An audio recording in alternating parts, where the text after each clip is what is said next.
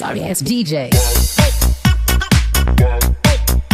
सो hi guys, आज मैं आपके लिए एक नया सब्जेक्ट लेके आई हूँ जिसका नाम है introduction to organisational change and development. जो मेरा पहले वाला सब्जेक्ट था उसका नाम था ऑर्गेनाइजेशनल बिहेवियर एंड डिजाइन। तो कंफ्यूज नहीं होना, दोनों थोड़े सिमिलर से लगते हैं बट अलग अलग सब्जेक्ट्स हैं, ठीक है। तो आज हम यहाँ से करेंगे, फर्स्ट यूनिट है और फर्स्ट चैप्टर है इसका, introduction to organisational change and development. आज हम सिर्फ एक मीनिंग एंड डेफिनेशन और ट्रिगर्स टू चेंज करेंगे कि रीजन क्या है कि हम ये ऑर्गेनाइजेशनल को चेंज करते हैं, ठीक है। तो यहाँ से विदाउट टाइम वेस्ट करें, यहाँ पे हम स्टार्ट करते हैं। Meaning and definition of organisational change. अब क्या है? People like to have order, balance, predictability, uniformity and certain equilibrium in their life. अब लोग कैसे होते हैं कि उनको अपनी बैलेंस, एक अच्छी तरीके से चलने वाली लाइफ चाहिए होती है। Otherwise there would be uncertainties and chaos, ठीक है। सेम एक बिजनेस एंटिटी में या फिर ऑर्गेनाइजेशन में भी ऐसी होता है। जो भी जैसे कोई ऑर्गेनाइजेशन है, सर्टन एजम्पशंस के ऊपर रिगार्डिंग जैसे cost, resources, technologies, business practices and external business environment, कुछ एजम्पशन लगाती है इन चीजों के ऊपर, ठीक है। All these assumptions are to be true, they should be ideally permanent और अनचेंजिंग। ये ऐसे पॉसिबल नहीं है कि ये परमानेंट रहे या फिर हम उसको चेंज ना करें, but this is really possible. just like day-to-day life, change is an inevitable fact and feature of an organization as well। जैसे अगर हम डे टू डे कोई भी लाइफ में चेंज करते हैं, वैसे हमें ऑर्गेनाइजेशन में भी चेंज लेके आना चाहिए। We make every effort to achieve and maintain certain level of regularity, predictability and balance और equilibrium। तो हम बहुत एफर्ट्स करते हैं कि ऑर्गेनाइजेशन में एक रेगुलरिटी, एक प्रेडिक्टिव बैलेंस और इक्विलिब्रियम बना रहे, ठीक है। तो आप ये अभी छोड़ सकते हो। अब हम नीचे आते हैं यहाँ पे कि yet there is no foolproof mechanism against change. ऐसा कोई प्रूफ नहीं है कि हमें कि चेंज करना चाहिए, बट ये हमारी कॉमन सेंस कहती है कि all businesses operate in a dynamic, fluid and uncertain environment. As business जो ऑपरेट करती है वो बहुत चेंजिंग होता है, डायनेमिक होता है, फ्लक्चुएटिंग होता है, ठीक है, अनसर्टन होता है। तो इसीलिए हमें चेंज लेके आना चाहिए। Hence A modification in the entire work setup is known as change। जब हम कोई भी modification लेके आते हैं किसी काम में, किसी काम के सेटअप में, उसे बोलते हैं हम चेंज, ठीक है। अब ऑर्गेनाइजेशनल चेंज क्या होता है? जब हम means change in the behaviour and mindset of the employees, या कोई मॉडिफाई कर रहे हैं टेक्नोलॉजी में, सराउंडिंग में, और रूल्स एंड रेगुलेशंस को चेंज कर रहे हैं। कुछ भी हम जो विद इन ऑर्गेनाइजेशन या फिर एक्सटर्नल ऑर्गेनाइजेशन है, हम कुछ भी चेंज कर रहे हो तो वो ऑर्गेनाइजेशनल चेंज में आएगा, ठीक है। जैसे कि managing change is vital for organisational success. अगर कोई भी हम चेंज को मैनेज कर रहे हैं, वो ऑर्गेनाइजेशनल सक्सेस के लिए आगे एक स्टेप हो जाता है हमारे लिए, ठीक है। Change management help in managing the translation of individual, group and entire organisation from one state to another. जब हम कोई भी चेंज करते हैं ना ऑर्गेनाइजेशन में या किसी इंडिविजुअल में, किसी ग्रुप में, तो हम एक स्टेट से दूसरी स्टेट पे चले जाते हैं, क्योंकि हम एक मैनेज करते हैं, हमारे अंदर एक ट्रांसलेशन आती है, हम ट्रांसफॉर्म होके आते हैं जब हम कोई चेंज लेके आते हैं, ठीक है। In other words, managing change involve managing किसी एम्प्लॉय के एटीट्यूड्स, ठीक है, प्रोसेसेस, बिहेवियर, वर्क डिजाइन, ठीक है, ये सब organisational design and communication system, ये सब हम कि देखते हैं कि मैनेज करते हैं चेंज को, कि कैसे कैसे हम एटीट्यूड में, प्रोसेस में, वर्क डिजाइन में, सब में चेंज लेके आ सकते हैं विद इन द ऑर्गेनाइजेशन, ठीक है। Adequate planning and formulation of strategies and programmes are necessary for making an effective change programme. जब हम कोई भी एडुकेट प्लानिंग से कोई भी हम स्ट्रेटेजी करते हैं और किसी प्रोग्राम को हम इम्प्लीमेंट करते हैं तो उसके लिए इफेक्टिव चेंज चाहिए होता है। Further all organization have to draw up and keep ready a contingency और emergency plan to cope up with the force और अनफोर्सीन चेंजेस। कोई भी अगर हमें कोई भी जैसे चेंज आता है, ठीक है, कोई भी अनफोर्सीन चेंज आता है या कंटीजेंसी आती है, इमरजेंसी आती है, तो हम उसके लिए एक मतलब कि एक स्टॉक रेडी करके रखते हैं, इमरजेंसी प्लान हम करके रखते हैं ताकि हम किसी अनसर्टन या अनफोर्सिन चेंजेस से हम कोप अप कर सके। जैसे कि इन्होंने एक एग्जांपल दिया हुआ है, Nowadays all banks have disaster recovery system। अब हर बैंक के पास एक सिस्टम है ऐसा, just in case their server get crashed और बीइंग हैक्ड। अगर कभी भी उनका कोई भी सर्वर जैसे क्रैश्ड या फिर सर्वर लो या फिर कोई भी जैसे सर्वर है उनका हैक हो गया, ठीक है, तो फिर हम उसमें चेंज लेके आएंगे। सेम एज मैन्युफैक्चरिंग यूनिट में क्या होगा कि मेंटेन हमें एक इन्वेंट्री मेंटेन करके रखनी पड़ती है रॉ मटेरियल की, to have adequate source of supply ready so as to meet obstruct destruction in the supply, ताकि हमें सप्लाई में कोई दिक्कत ना आए। तो इसीलिए हम एक इमरजेंसी में इन्वेंट्री रॉ मटेरियल की एक इन्वेंट्री लेके रखते हैं। तो ये उन्होंने एक एग्जांपल दिया है। तो this is all about meaning. अब हम एक दूसरा टॉपिक करेंगे जिसका नाम है ट्रिगर्स।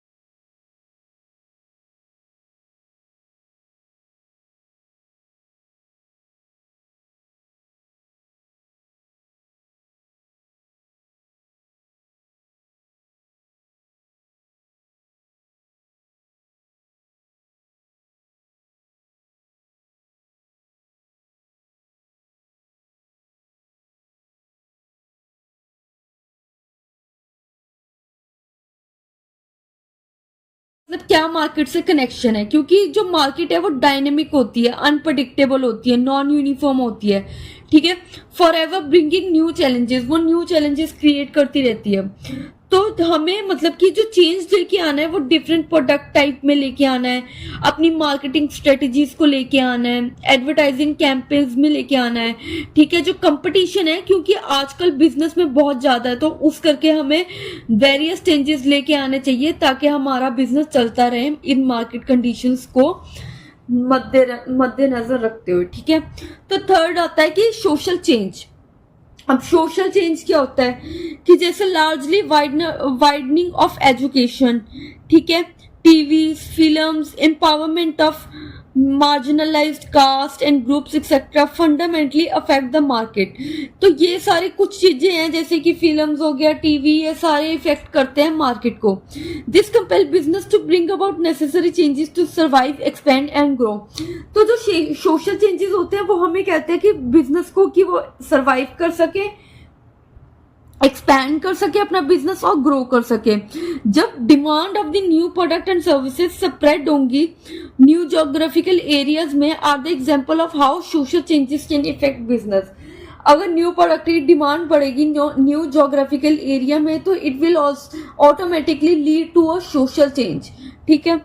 तो ये है सोशल चेंज क्या होता है। Changes in policies and laws. अब जैसे आपको पता है कि गवर्नमेंट पॉलिसी चेंज करती रहती है रिगार्डिंग डिफरेंट मतलब कि बिजनेसेस या फिर कोई इंडस्ट्री के, ठीक है। Associated laws also affect the business and force to carry on the changes in the way they organise and do business.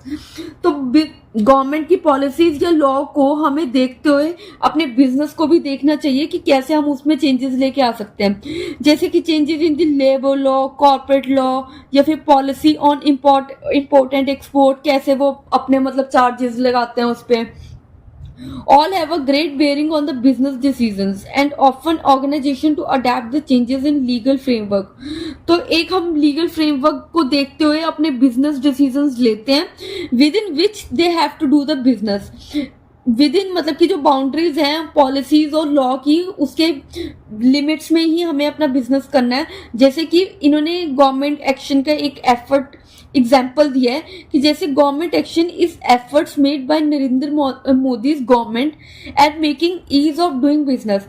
एक उसने कैंपेन चलाया था कि ईज ऑफ डूइंग बिजनेस, कि कैसे बिजनेस को हम इजीली स्टार्टअप कर सकते हैं और कैसे विद इन द लिमिट्स और पॉलिसीज को हम रखते हुए ध्यान में ये बिजनेस कर सकते हैं, ठीक है। तो changes in policies and laws, तो अभी तक हमने 4 करे हैं। टेक्नोलॉजी, मार्केट कंडीशंस, थर्ड आता है सोशल चेंज, फोर्थ आता है changes in the policies and law, fifth आता है पॉलिटिकल फोर्सेस। पॉलिटिकल फैक्टर्स कौन से होते हैं जो इन्फ्लुएंस करते हैं चेंज को। For example, when Janata Party came to power in 1977, one of the earlier decision of central government was to banish Coke and IBM from India. IBM एक कंपनी है और कोक को बैनिश करने के लिए कहा था, मतलब बैन करने के लिए कहा था सेंट्रल गवर्नमेंट ने, जब जनता पार्टी का इन्वॉल्वमेंट हुआ था इन 1977। तो ये पॉलिटिकल फोर्सेस भी होती हैं जिसके कारण हमें चेंज लेके आना पड़ता है। तो ये है पॉलिटिकल फोर्सेस।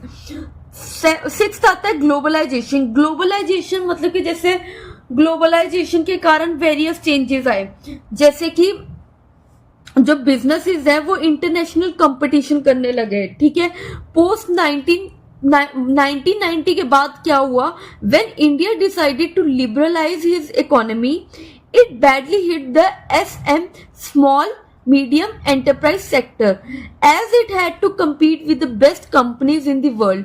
So जो स्मॉल या मीडियम स्केल एंटरप्राइजेस सेक्टर थे, लिबरलाइजेशन के कारण क्या हुआ, उनको बेस्ट कंपनी के साथ compete करना था वर्ल्ड में। तो ड्यू टू ग्लोबलाइजेशन जो हमारे बिजनेसेस हैं उनको उसके हिसाब से चेंज लेके आना पड़ा ताकि वो इंटरनेशनल कंपटीशन कर सके। Those company who adapted themself survived and prospered, however the rest lost their existence। जिन्होंने ग्लोबल एग्जिस्टेंस नहीं किया वो तो टोटली लॉस्ट हो गए एग्जिस्टेंस से, बट जो रह गए, जिन्होंने प्रॉस्पर किया, सरवाइव किया, चेंज लेके आए, तो वो सरवाइव भी किया, उन्होंने आगे ग्रोथ भी करी अपनी। तो दिस इज कॉल्ड ग्लोबलाइजेशन के कारण हम चेंज लेके आए। फिर आता है वर्कफोर्स डिवर्सिटी। वर्कफोर्स डिवर्सिटी में क्या होता है, जो अपीयरेंस है advent of the women in the business sector, कि जो आजकल तो जैसे वुमेन्स भी अब काम करने लग गई हैं बिजनेस सेक्टर में, changes in the age profile, increase in educational level, ये सब वेरी करते हैं, had a great bearing on the business changes, जिससे कि हमें अपने बिजनेस को चेंज लेके आना पड़ता है according to the profile, educational level हमारा कैसा है। ठीक है, employer have compelled to become more sensitive to employ needs and welfare. आजकल जो ऑर्गेनाइजेशन है एम्प्लॉय की वेलफेयर के बारे में ज्यादा सोचती है, सेंसिटिव है एम्प्लॉय को लेके। अगर हम वही फ्लिप साइड देखें, ऑन द अदर साइड देखें, also lead to high competition in the employment market, जिससे कि मतलब अगर वर्कफोर्स डिवर्सिटी भी एक चेंज लेके आती है, जिससे कि हमारा कंपटीशन भी बढ़ता है। 8th आता है changing economic condition. Economic condition आपको पता है कि डायनेमिक होती है, तो उसके कारण हमें चेंज लेके आना पड़ता है। ठीक है, इन दी जैसे टाइम्स ऑफ रिसेशन, जो लोगों की परचेजिंग पावर है वो कम हो जाती है, मतलब कि लोग लेना कम कर देते हैं थोड़ा। ठीक है, जिससे कि अनएम्प्लॉयमेंट क्रिएट होती है, और जो कॉस्ट ऑफ लोन है वो ज्यादा, बिजनेसेस ज्यादा लेने लग जाते हैं लोन। ठीक है, जो कि एडवर्सली इफेक्ट करता है मार्केट को, देयरफॉर बिजनेस को भी। तो दो इफेक्ट चीजें हो रही है, जिससे कि हमें मतलब कि ले ऑफ मतलब कि निकालना, टेम्परेरी वो एग्जिस्टेंस मतलब एम्प्लॉय को निकाल देते हैं। ठीक है, शट डाउन कर देते हैं, बिकम कॉमन एक्टिविटीज, तो ये उनके लिए कॉमन एक्टिविटीज बन जाती है, जिसके लिए हमें एक चेंज लेके आना पड़ता है। बूमिंग में भी ऐसे होता है, जैसे रिसेशन में होता है, तो बूमिंग में भी सेम होता है, परचेजिंग पावर बढ़ जाती है, एम्प्लॉयमेंट रेज हो जाती है, कॉस्ट ऑफ लोन्स कम हो जाते हैं। ठीक है, तो ये सब चेंज लेके आना पड़ता है हमें। तो दीज आर ये 8 पॉइंट थे जो अभी हमने एक्सटर्नल पॉइंट्स पढ़े हैं। ठीक है, मैं अभी आपको 5th से एक बार रिवाइज करवा देती हूँ। Political forces, globalisation, workforce diversity and changing economic conditions. Now अब हम सेकंड करेंगे इंटरनल फोर्सेस कौन से होते हैं, जो कि within the organisation present होते हैं, कि जो हमें चेंजेस करने पड़ते हैं। तो फर्स्ट आता है changes in the managerial personnel. Whenever the management of the organisation changes, जब भी कोई जब मैनेजमेंट चेंज होती है तो ऑर्गेनाइजेशन को भी चेंज करना पड़ता है। हमारे पास एक न्यू मैनेजमेंट आती है, जिससे कि हमारी न्यू फिलॉसफी, पॉलिसीज आती है, नया एक स्टाइल आता है ऑर्गेनाइजेशन में, जो कि लीड करता है changes in the way organisation is structured, staff and control, कैसे वो स्ट्रक्चर, स्टाफ और कंट्रोल होगा।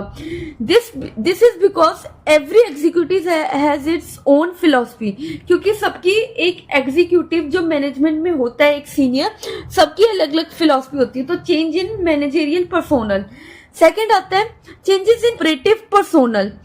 तो changing profile of the employees in any organization forces the management to carry out necessary changes to meet new and rising expectations of the employees।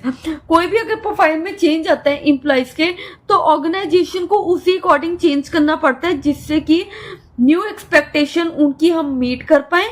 ठीक है, और जिससे उनकी जो राइट्स और privileges, working conditions, degree of supervision effect होती है changing profile से। ठीक है, उसी अकॉर्डिंग हमें एम्प्लॉय की एक्सपेक्टेशन को भी मैच करना पड़ता है। As employ now better educated है, अवेयर है अपने राइट्स और प्रिविलेजेस को लेके, एम्बिशियस को लेके, therefore management has no choice but to meet the expectation. वो इससे बच नहीं सकते, तो उनको एक्सपेक्टेशन से मैच करना ही पड़ेगा। डेफिशिएंसी इन एग्जिस्टिंग स्ट्रक्चर, अगर कोई भी डेफिशिएंसी या फिर डिफेक्ट आता है ऑर्गेनाइजेशन की नेसेसिटी, करेक्टिव चेंजेस हमें लेने पड़ेंगे। Such changes aim to set things right. Poor inter-department coordination, barriers in the internal communication, unfair work distribution, etc. are some example of such defects and deficiency. कोई भी organisation में मतलब कि जो activities हो रही है वो ठीक नहीं हो रही हैं, जैसे कि प्रॉपर कम्युनिकेशन नहीं हो पा रही, कोऑर्डिनेशन नहीं हो पा रही है, डिस्ट्रीब्यूशन ठीक नहीं है वर्क का। ठीक है, अनफेयर हो रहा है, तो फिर हमें उसके लिए एक चेंज लेके आना पड़ेगा, ठीक है। जिससे कि थर्ड पॉइंट है डेफिशिएंसीज इन एग्जिटिंग स्ट्रक्चर में हमें चेंज लेके आना होता है, ठीक है। फोर्थ आता है चेंजेस इन एम्प्लॉय एक्सपेक्टेशन। जैसे कि हमने सेकंड पॉइंट में पढ़ा कि हमें एक्सपेक्टेशन, एम्प्लॉय की जो एक्सपेक्टेशन है उसे मैच करना ही पड़ेगा। तो यहाँ पे भी ये जो एक्सपेक्टेशन है बेटर एजुकेटेड है फ्रॉम ट्रेडिशनल वर्कफोर्स। जो पहले की वर्कफोर्स होती थी, एम्प्लॉयज होते थे, वो इतने एजुकेटेड नहीं होते थे, बट आज के एम्प्लॉयज बहुत एजुकेटेड है। उनको सब पता है कि कैसे काम होता है, कैसे मतलब ऑर्गेनाइजेशन चलनी चाहिए, वो अपनी डिसीजन भी देते हैं, ठीक है। Present workforce focuses on family balance issue along with career opportunity. Career के साथ साथ वो अपनी फैमिली को भी बैलेंस करते हैं, ठीक है।